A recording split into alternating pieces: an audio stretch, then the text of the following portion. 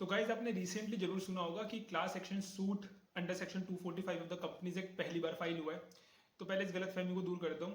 इससे पहले भी क्लास एक्शन सूट फाइल हो चुका है और जो करंट क्लास एक्शन सूट की बात चल रही है जो कि है जिंदल पॉली फिल्म्स लिमिटेड के अगेंस्ट, इसकी स्टार्टिंग 2024 में हुई थी। अब इसको ज़्यादा ट्रैक्शन मिल रही है और आई वुड से ये ज़्यादा थोड़ा फेमस हो गया है मीडिया में आने के बाद। तो पहले बात करते हैं क्लास एक्शन सूट होता क्या है। तो क्लास एक्शन सूट का बेसिकली मतलब होता है एक रिप्रेजेंटेटिव सूट होता है जिसमें कुछ लोग यानी कि you can say single member और few members can file a case on behalf of the larger group who are facing the same problem. तो अगर आपको सेम प्रॉब्लम हो रही है तो एक पर्सन भी उन 100 पर्सन के बिहाफ पे सूट को फाइल कर सकता है। तो ये होता है क्लास एक्शन सूट, एक पर्टिकुलर क्लास को रिप्रेजेंट करता है वो सूट या केस।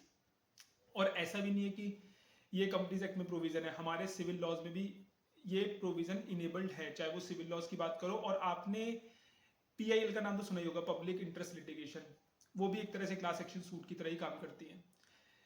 तो दोबारा अपने कंपनीज एक्ट 245 सेक्शन पे आते हैं कि कौन फाइल कर सकता है। अब ऐसा भी नहीं है कि कोई भी पर्सन उठ के जिसके पास एक शेयर है वो कंपनी के मैनेजमेंट को परेशान करने के लिए फाइल कर सके। तो there is a certain threshold जो कि एनसीएलटी रूल्स में प्रेस्क्राइब है एंड एनसीएलटी ने अनलिस्टेड और लिस्टेड कंपनी को बाइफरकेट किया है फ्रॉम द फाइलिंग परस्पेक्टिव। तो वो क्या कहते हैं, अनलिस्टेड कंपनी में जो पर्सन फाइल कर रहा है at least 5% of the issued capital hold करनी चाहिए वो मेंबर्स को। और if you are talking about the listed entity then members holding at least 2% of the issued share capital. तो ये है threshold class action suit file करने की। ग्राउंड क्या हो सकते हैं, अगर मेंबर्स को लगता है कि मैनेजमेंट और जो कंडक्ट है कंपनी का which is prejudicial to the interest of the members, they can file the class action suit. Remedies क्या क्लेम कर सकते हैं, तो रेमेडीज क्लेम करने के उनके पास तरीका होता है, they can stop the company to commit the ultra vires act. कोई भी एक्ट जो कि कंपनी ऑथराइज नहीं है करने को उनको रोक सकते हो। अगर कोई रेजोल्यूशंस मूव कर रखा है to alter the MOA AOA after hiding the material facts, and they can also claim the damages against the directors, consultant, auditors as well. तो ये सेक्शन सिर्फ कंपनी और डायरेक्टर्स के अगेंस्ट नहीं, आप एक्सटेंडेड जो कंसल्टेंट है उनके अगेंस्ट भी कर सकते हो अगर वो अपनी ड्यूटी सही से नहीं निभा पा रहे।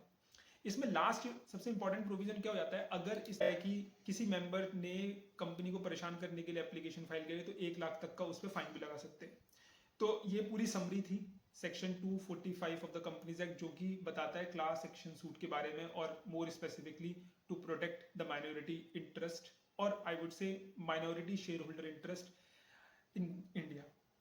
Thank you watching this video.